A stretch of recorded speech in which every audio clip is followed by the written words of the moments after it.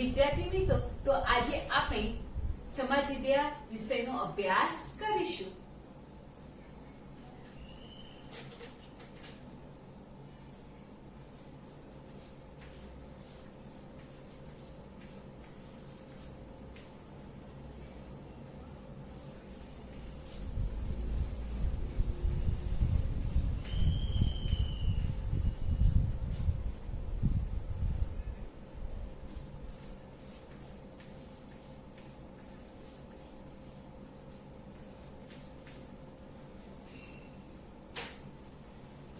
તમને હું એક ચિત્ર બતાવું, તમારે કહેવાનું કે આ ચિત્ર કોનું છે અને એના પરથી હું તમને પ્રશ્ન પૂછીશ.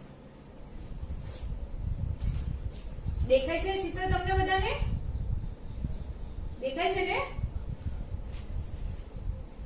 આ શેનું ચિત્ર છે? હા, તમે બોલો. સરસ. આ ચિત્ર ક્યાં આવેલું છે? હા, તમે બોલો. સુંદર. આ ચિત્રમાં તમને શું જોવા મળે છે? હા, તમે બોલો.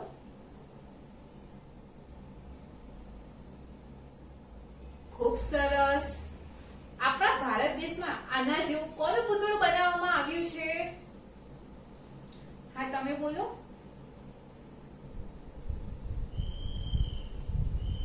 અતિ સુંદર. તેનું નામ શું રાખવામાં આવ્યું છે? હા, તમે બોલો. ખૂબ સરસ. તો વિદ્યાર્થી મિત્રો, આજે આપણે સ્ટેચ્યુ ઓફ યુનિટી વિશે અભ્યાસ કરીશું.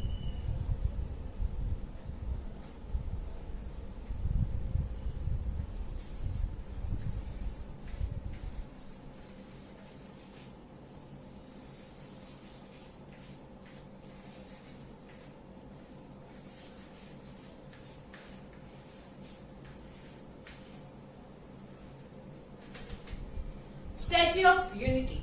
તો પહેલા તમે સરદાર પટેલને તો ઓળખતા જ હશો, જે આપણા દેશના ચળવળી નેતા તરીકે ઓળખાય છે, જે લોખંડી પુરુષ તરીકે ઓળખાય છે.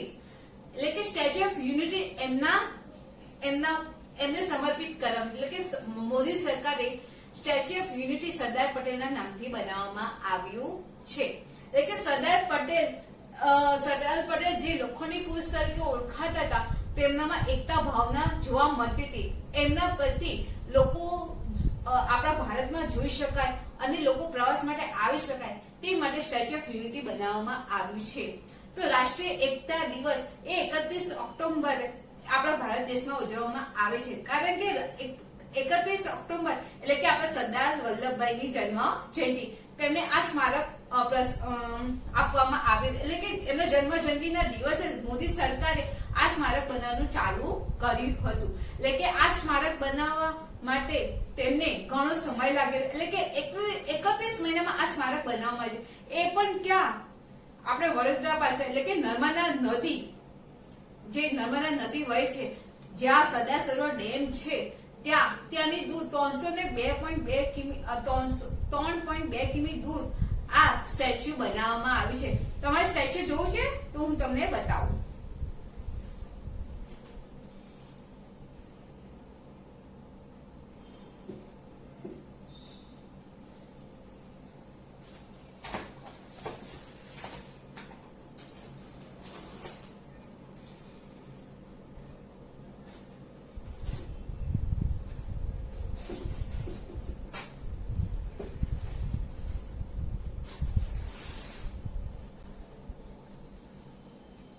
છે સરદાર સરોવર સ્ટેચ્યુ. દેખાય છે ને તમને બધાને?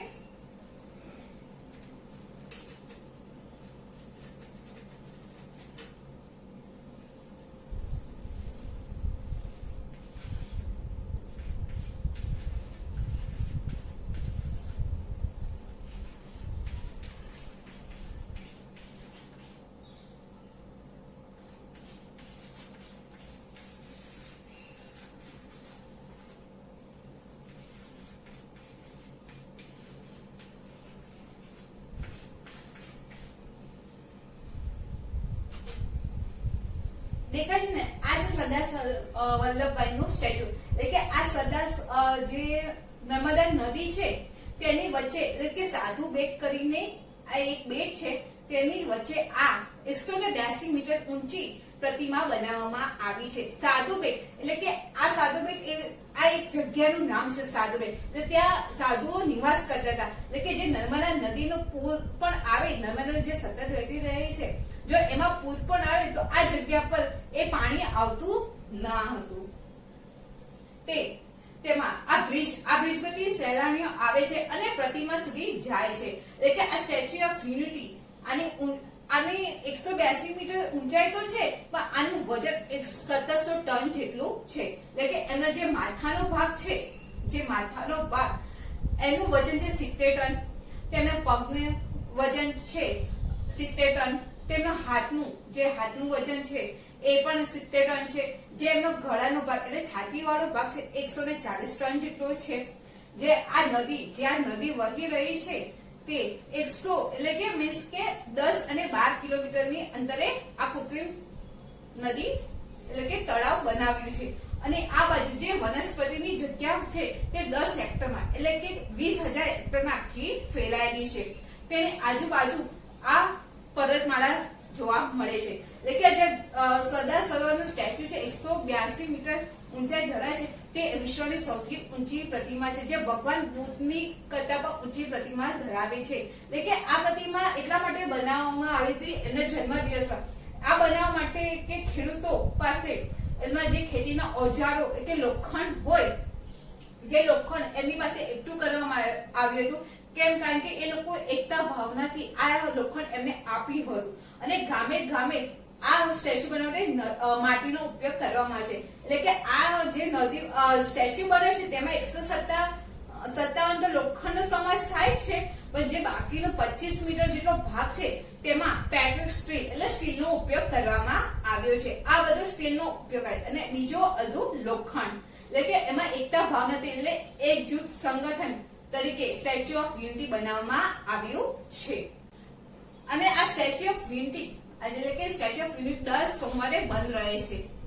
એને જોવા માટે બસની સુવિધા પણ કરવામાં આવી છે. અને બસ અને આ જે સ્ટેચ્યુ ઓફ યુનિટી બનાવવા માટે 33 મહિના લાગ્યા હતા અને તેનો કુલ ખર્ચ 3001 કરોડ રૂપિયા થયો છે.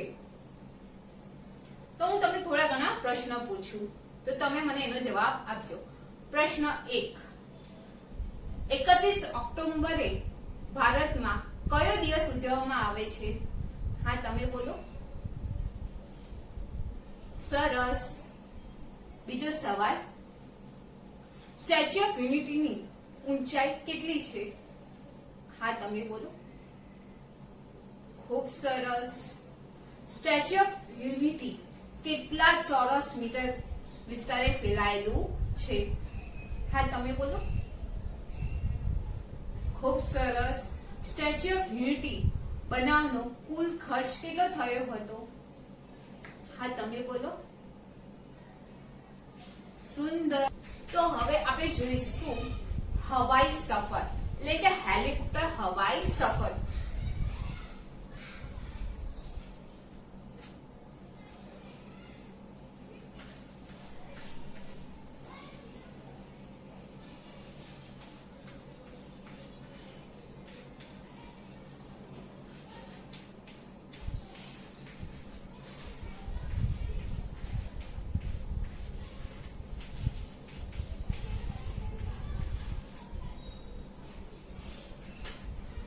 હેલિકોપ્ટર હવાઈ સફર એટલે સ્ટેચ્યુ ઓફ યુનિટી જોવા માટે અને કેવડિયા જવા માટે તેનો ઉપયોગ કરે છે. કે હવે કે સ્ટેચ્યુ ઓફ યુનિટી તમે આસાનીથી જઈ શકો એના માટે હેલિકોપ્ટર હવાઈ સફરનો ઉપયોગ કરવામાં આવે. હેલિકોપ્ટર હવાઈ સફરનો કુલ ભાડું 2900 રૂપિયા છે. તેમાં જીએસટી સાથે 2900 રૂપિયા રાખવામાં છે. એટલે દરેક વ્યક્તિ 2900 રૂપિયા આપવું પડે. તો આ સ્ટેચ્યુ ઓફ યુનિટી જવા માટે હેલિકોપ્ટરમાં જવું હોય તો આપણે તેના માટે હેલિકોપ્ટરમાં ઓનલી ફોર ખાલી 6 વ્યક્તિ બેસી શકે છે, એથી વધારે. અને આ હેલિકોપ્ટરથી તમે જે સ્ટેચ્યુ ઓફ યુનિટીની પ્રતિમા છે ત્યાં તમને ઉતારે છે, ત્યાં તમે વ્યૂ ગેલેરી જોઈ શકો છો. વ્યૂ ગેલેરી જવા માટે લિફ્ટનો ઉપયોગ કરવાનો છે, એટલે હાઈ સ્પીડમાં લિફ્ટનો ઉપયોગ કરી શકાય છે. એટલે કે ત્યાં વ્યૂ ગેલેરીમાં જઈને તમે ત્યાં નીચે નદી એટલે કે જે નદી નર્મદા છે એ તમે જોઈ શકો. ત્યાં આપણે સિંધવત પર્વતમાળા તમે નિહાળી શકો છો. ત્યાંથી તમે રાત્રિ રોકાણના ટ્રેન છે એ તમે બધું જોઈ શકો છો. પછી ત્યાંનું જે વ્યૂ પોઈન્ટ છે જે બેક અને ફ્રન્ટ વ્યૂ પોઈન્ટ એ પણ તમે ત્યાં જોઈ શકો છો. ત્યાં અને ત્યાં એટલે કે જ્યાં એટલે જે એમનો છાતીનો ભાગ છે સરદાર પટેલની પ્રતિમાનો જે છાતીનો ભાગ છે ત્યાં તમે ઉભા રહી 200 વ્યક્તિ ત્યાં એક સાથે ઉભા રહી શકે છે. અને ત્યાં સરસ મજાનો નજારો પણ તમે જોઈ શકો છો. ત્યાં રાત્રિ રોકાણ માટે એટલે કે ઘણી બધી વ્યવસ્થા પણ ત્યાં જવા માટે એટલે કે આપણે સ્ટેચ્યુ ઓફ યુનિટી તમે ભરૂચ થી પણ જઈ શકો છો, પછી પેલું વડોદરા થી પણ જઈ શકો. ત્યાં જવા માટે તમે પોતાના સાધનોમાં વિમાનનો પણ હવે તો ઉપયોગ થાય છે, ટ્રેનનો પણ ઉપયોગ થાય છે અને હેલિકોપ્ટર સેવા અને તમારે સ્ટેચ્યુ ઓફ યુનિટી ફરવા માટે પણ બસ સુવિધાનો ઉપયોગ કરી શકો છો. હવે આપણે આગળ જોઈએ.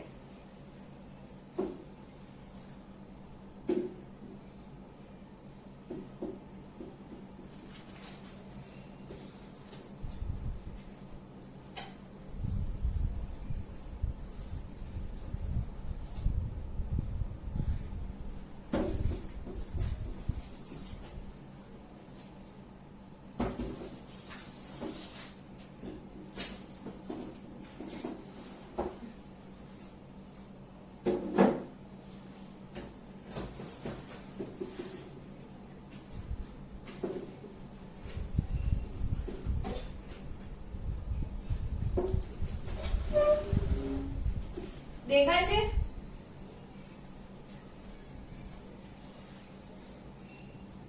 આ બધો નજારો એટલે કે આ બધો નજારો તમે એટલે કે કેવડિયામાં જોવા મળે છે.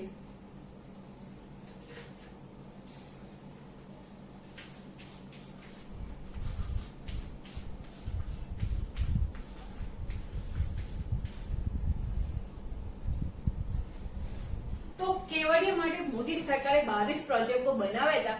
તેમાંથી તેમને 17 પ્રોજેક્ટો બહાર પાડે છે. તેમાં કેવડિયામાં ફરવા માટે ઘણા અલગ અલગ સ્થળો છે. તો આજે આપણે એ જોઈશું. આ પહેલું ચિત્ર, આ સાનું ચિત્ર છે? ભારત વન. તો કેવડિયામાં ભારત વન એ પણ એક પહેલું પ્રોજેક્ટ છે. ભારત વન એટલે કે ભારત વનમાં 5,55,250 જેટલા ફૂલો છે તેમાં છોડનું પણ નિર્માણ કરવામાં આવ્યું છે. તેમાં આટલા બધા છોડનું નિર્માણ એટલા માટે કર્યું કે ત્યાંમાંથી બધા છોડ જેને ઘરે લઈ જવા તે પણ એ લઈ જઈ શકે છે. તેથી ભારત વનમાં આ છોડોનું નિર્માણ કરવામાં આવ્યું છે. એટલે આ છોડ આખું જે ભારત વન છે તે 10 હેક્ટરમાં ફેલાયેલું છે.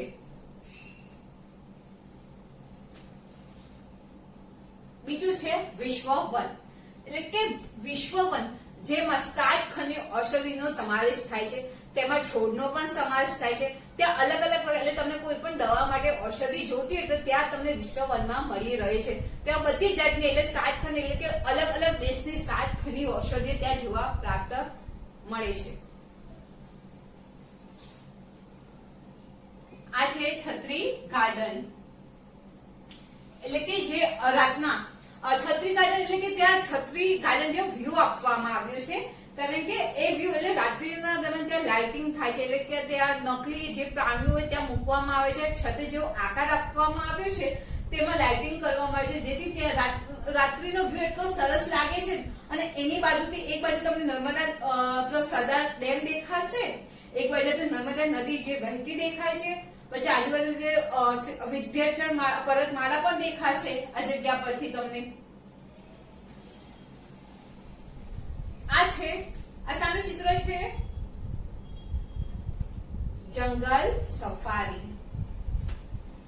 તો જંગલ safari A statue of unity થી એટલે કે 2 કિલોમીટરની અંતરે જોવા મળે છે.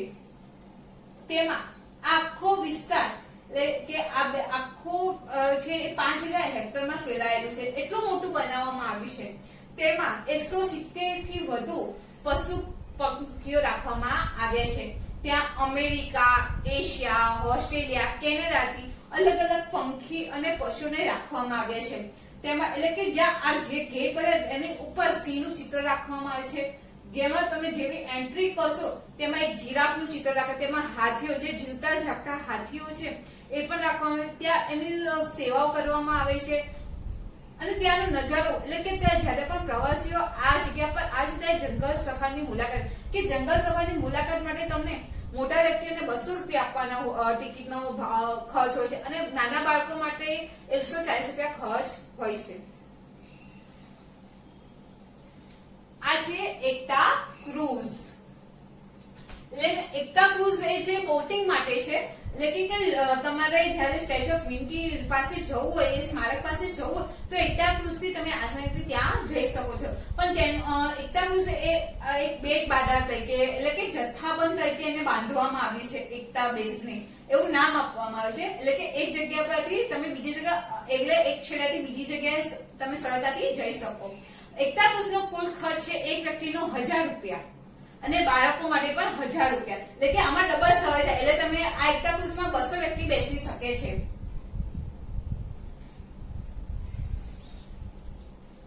આ છે એકતા નર્સરી. એટલે કે એકતા નર્સરીમાં 1 લાખ છોડનું પ્લાન કરવામાં આવ્યું છે. તો એમાં તમે અલગ અલગ છોડ લઈ શકો છો અને એ છોડના નામ પણ આપે છે. સ્ટેચ્યુ ઓફ યુનિટી એટલે કે unity of plant, statue of unity, પછી યુનિટી ઓફ પ્લાન્ટ એવા પણ નામ આપવામાં આવે છે. તેમાં 30,000 છોડના રોપાઓ વેચવા માટે તૈયાર કરવામાં છે. પણ જે પણ આ એકતા નર્સરીમાં જાય છે તેને એક છોડ આપવામાં આવે છે. તેનો કોઈ ખર્ચ હોતો નથી, પણ જેને પૈસાથી લેવા હોય તો એનો એક છોડનો ભાવ કંઈક 250 રૂપિયા જેટલો છે. હવે આપણે આગળ જોઈએ.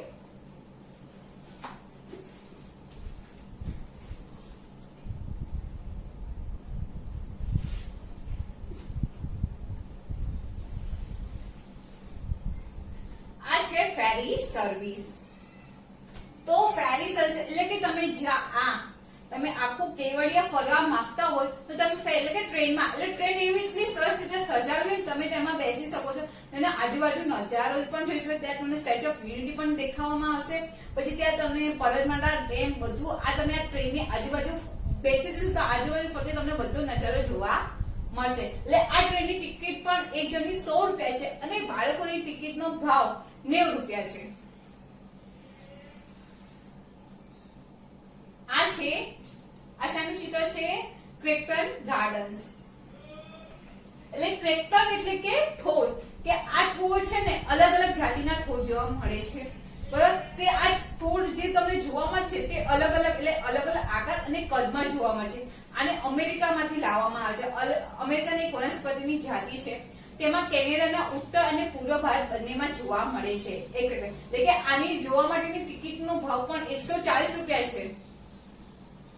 આ થોર આપણે જે ભારતમાં છે એના કરતા અલગ થોર છે. એટલે આ માટે અમેરિકાથી સ્પેશિયલ આ થોર લાવવામાં છે અને ત્યાં મૂકવામાં આવે છે. અને આ થોરમાં પણ તમે 140 પ્રજાતિઓ જોવા મળશે. આ થોર આ શાનું ચિત્ર છે? Children park. તો ચિલ્ડ્રન પાર્ક આમાં બાળકો માટે ગેમનો અનુભવ રાખ્યો છે. એટલે કે બાળકો જ્યાં આવે કે અહીંયા રાઇડ્સ કરી શકે છે, ત્યાં રમી શકે છે. એના માટે હિંચકા, રક્ષણી એ બધી અલગ અલગ રાઇડ્સની સુવિધા કરવામાં આવી છે.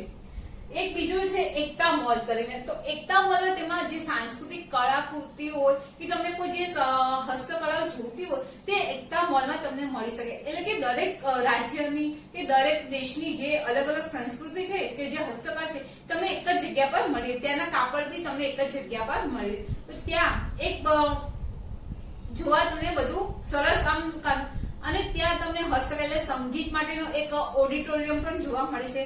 કે ત્યાં ઓડિટોરિયમ એટલે કે સંગીતના સાધનો જોવા મળે. ત્યાં સંગીત થાય, નૃત્ય, કલા, પછી ફૂડ સર્વિસ, એટલે કે ત્યાં તમને બધું શીખવવામાં આવે છે. એનું પણ એક ઓડિટોરિયમ ખુલ્લો કરવામાં આવ્યો છે. આ છે યુનિટી ગ્લો ગાર્ડન. એટલે કે યુનિટી ગ્લો ગાર્ડન એટલે કે આમાં એક લાઇટિંગ એટલે આખો વ્યૂ બનાવવામાં આવે છે. બધા જ પ્રાણીઓનો વ્યૂ છે. અલગ અલગ પ્રાણીઓ મૂકે છે ત્યાં લાઇટિંગ દ્વારા. એટલે કે રાત્રે તમે ત્યાં જો રોકાવ સ્ટેચ્યુ ઓફ યુનિટી જોવા માટે તો એક બાજુ તમને ડેમ તો જોવા મળે જ અને એક બાજુ લાઇટિંગનો નજારો. અને ત્યાં તમે નજારો સ્ટેચ્યુ ઓફ યુનિટી જોવાની અલગ કોઈ મજા. ત્યાંથી તમે સ્ટેચ્યુ ઓફ યુનિટી સરળ રીતે જોઈ શકો છો. સ્ટેચ્યુ ઓફ યુનિટી તમે ખેતરમાંથી પણ જોઈ શકો છો. આ બધી જગ્યાથી આ મૂર્તિ દેખાય કે આ મૂર્તિ એટલી ઊંચી બનાવવામાં આવી છે ને, પ્રતિમા સરદાર પટેલની પ્રતિમા એટલી કે આ બધા નજારો તમે નજારો જોવો હોય તો તમે સ્ટેચ્યુ ઓફ યુનિટી સરળ રીતે દેખાય છે. અને રાત્રિમાં તો આ નજારો એટલો સરસ લાગે છે ને.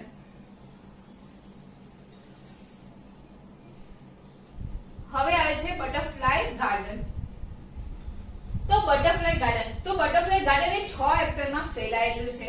તેમાં 35 જાતના છોડ રાખવામાં આવે છે અને 38 જાતના બટરફ્લાય એટલે કે પતંગિયા જોવા મળે છે. એટલે કે અલગ અલગ જાતિના પતંગિયા જે એટલે ત્યાં મૂકવામાં આવે છે. ત્યાં એટલે આવી નકલી બી છે અને અસલી પતંગિયા, જેને એક નાના આલા જે જગ જેવું હોય એમાં રાખવામાં આવે છે. એટલે કે ત્યાં એટલું સુંદર નજારો છે. ત્યાં તમે જાઓ ને તમને રંગબેરંગી ફૂલો એટલા બધા જોયો કે તમે કોઈ દિવસ જોયા પણ ના હોય એવા ફૂલ, અને ત્યાંની સુગંધ એટલી સરસ આવે. અલગ અલગ જાતિના બટરફ્લાય એટલે કે પતંગિયા તમને ત્યાં જોવા મળશે. અને આની ટિકિટ 140 રૂપિયા છે મોટા વ્યક્તિ માટે, અને નાના વ્યક્તિ માટે 120 રૂપિયા છે.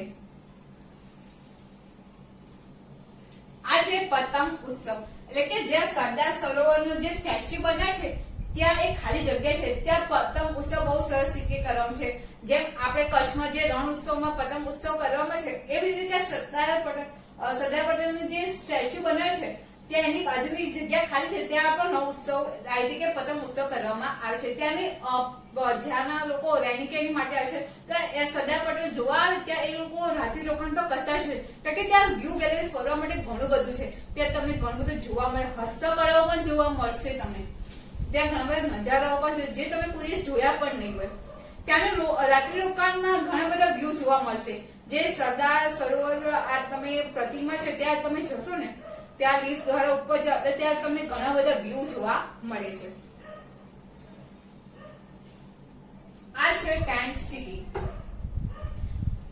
તો ટેન્ટ સિટી એ 2 વિભાગમાં વિચાર છે. એટલે કે જ્યારે બી તમે સરદાર સરોવર ડેમમાં જાઓ, સરદાર સરોવર ડેમ પાસે જાઓ ને ત્યાં તમે સ્ટેચ્યુ ઓફ યુનિટી જોવાનો પ્રોગ્રામ કર્યો હોય તો ત્યાં તમે ત્યાં તમારે રોકાવું હોય તો એ છે ટેન્ટ સિટી. એટલે ટેન્ટ સિટીમાં કેવું હોય કે ઉપર આવી આમ ઘર જેવું જ બને પણ એક કપડાનું ટેન્ટ સિટી બનાવેલું હોય છે. તેમાં 2 રૂમ હોય છે. ટેન્ટ સિટીમાં બાથરૂમ હોય છે. ત્યાં તમને ખાવા બધી સગવડ હોય છે. પણ ટેન્ટ સિટીના પણ અલગ અલગ ભાડા છે. એટલે 2 ટેન્ટ સિટી બનાવવામાં આવી છે રાત્રિ રોકાણ માટે. એક છે એસી અને એક બીજી છે નોન એસી. તો આપણે પહેલા જોઈએ પહેલી ટેન્ટ સિટી જે એસી વાળી હોય છે.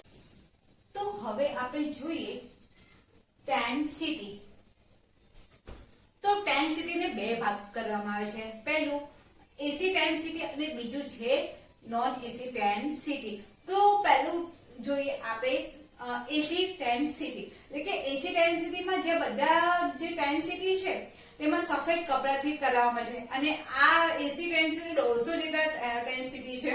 પછી તેમાં એક રૂમ છે, એક બાથરૂમ રાખવામાં આવ્યું છે અને ત્યાં તમે જે વ્યૂ જુઓ તેના એક નાની વિન્ડો પણ રાખવામાં આવી છે આ ટેન્ટ સિટીમાં. અને આખું આ ટેન્ટ સિટી કપડાથી બનાવવામાં આવેલો છે. આ એટલે એસી ટેન્ટ સિટી નું ભાડું કુલ છે 6000.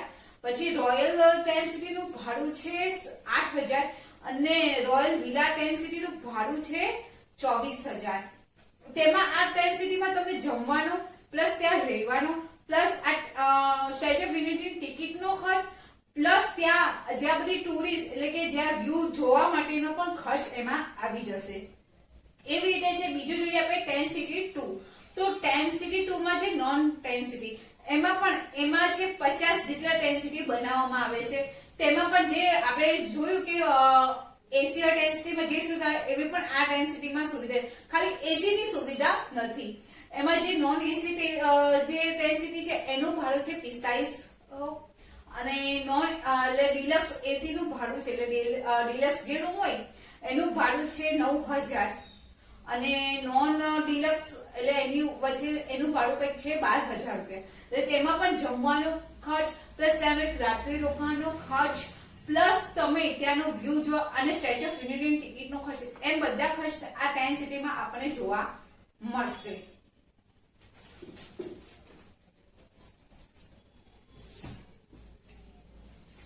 તો એમાં હજુ એ છે એકતા એટલે મીન્સ કે એકતા એટલે કે આ સ્ટેચ્યુ ઓફ યુનિટીમાં એકતા એટલે કે એકતા એટલા માટે કહેવામાં આવે છે કે જે સરદાર વલ્લભભાઈ હતા એ એકતાનું પ્રતિબળ હતા, તે લોખંડી પુરુષ હતા. તેમાં બીજું છે આપણે રોયલ એટલે ફેરી સર્વિસ. ફેરી સર્વિસ એક બોટિંગ જેવું છે જેમાં બોટમાં બેસીને તમે આ કિનારેથી પેલા કિનારે તમે જઈ શકો છો. તેમાં સવારી સરળ રીતે થઈ શકે છે, પણ એનું બી ભાડું કંઈક 150 રૂપિયા છે પ્રતિ, એટલે એક વ્યક્તિનું, અને બાળકો માટે 100 રૂપિયા છે. એવી રીતે છે કે રેસ રાઇડિંગ એટલે હોસ્ટિંગ જેવું, એટલે રેસ રાઇડિંગ એ પણ એક ગેમ છે. પછી હોર્સ રાઇડિંગ એ પણ એક ગેમ છે જેમાં રમતવીરો આવે છે આ ગેમ રમવા માટે. એટલે આ ગેમનું કંઈક એક વ્યક્તિ ભાડું 120 રૂપિયા છે કે આ ગેમ રમવા માટે. હોર્સ રાઇડિંગ છે. હોર્સ રાઇડિંગ એટલે કે એવું કે પહાડ પરથી તમારે કરવાનું હોય છે. એક એ લોકો બેલ્ટ બાંધી આપે, એમાં તમારે હોસ્ટિંગ કરવાનું હોય છે, એને કહેવાય છે હોર્સ. એવી ગેમ છે. પછી ત્યાં તમને ઘણા બીજા પણ વ્યૂ જોવા મળશે જે હજુ ખુલ્લા નથી પાડ્યા મોદી સરકારે.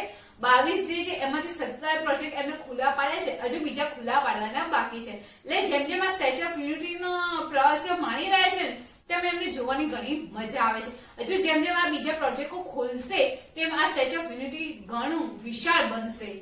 અને આપણા ભારતમાં સૌથી ઊંચામાં ઊંચી પ્રતિમા માનવામાં આવે તો સ્ટેચ્યુ ઓફ યુનિટીની, જે બુદ્ધની પ્રતિમા કરતા પણ ઊંચી પ્રતિમા એને માનવામાં આવી છે.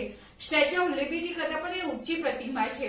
આપણા ભારતમાં એટલે મીન્સ કે આપણે એમાં 6 પ્રતિમા ઊંચી છે, જેમાંથી 3 પ્રતિમા છે, એમાંથી 2 પ્રતિમા છે તે લોખંડી પુરુષો માટે બનાવે છે, એટલે કે પુરુષોની છે, મહાપુરુષોની 2 પ્રતિમાઓ બનાવે છે. જેમાં ભગવાન બુદ્ધની છે 500 વર્ષ પછી એટલે જૂની પ્રતિમા, જ્યારે સરદાર પટેલની જે પ્રતિમા છે એ 100 વર્ષમાં એટલે 100 વર્ષ જૂની પરંપરા પછી એ બનાવવામાં આવે છે. એટલે કે ભગવાન બુદ્ધની તો 500 વર્ષ પહેલા છે અને સરદાર પટેલની 100 વર્ષ પછીની પ્રતિમા તરીકે બનાવવામાં આવી છે.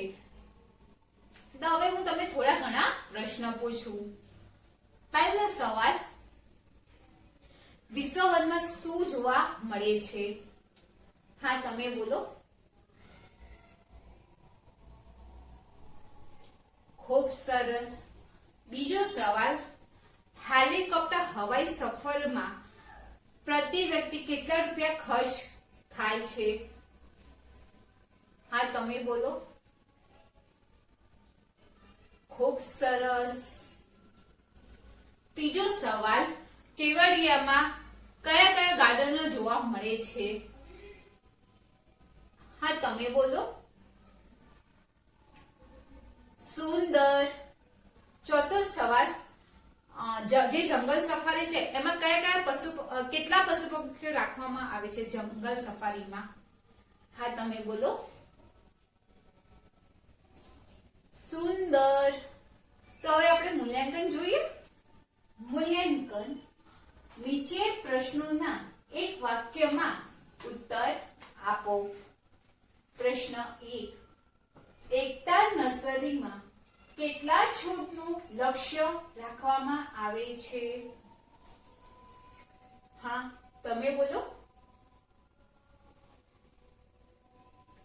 સુંદર. બીજો સવાલ, વિશ્વભરમાં કેટલા ખંડની ઔષધિ જોવા મળે છે? હા, તમે બોલો.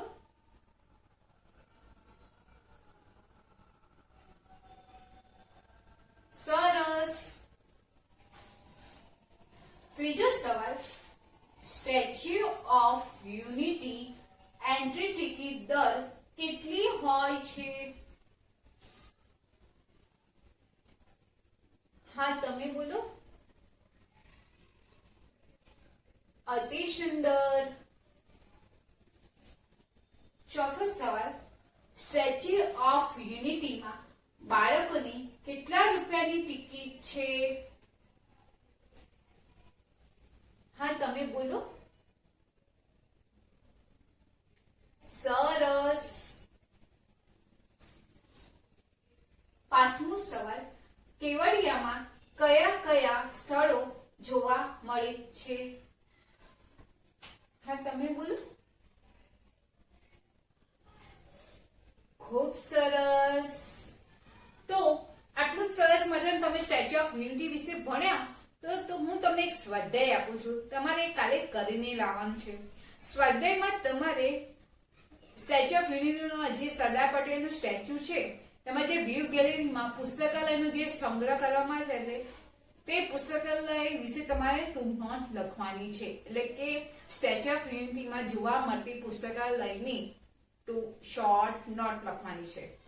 કાલે હું તમારું હોમવર્ક ચેક કરીશ, તો કાલે તમે બધા લખીને લાવજો.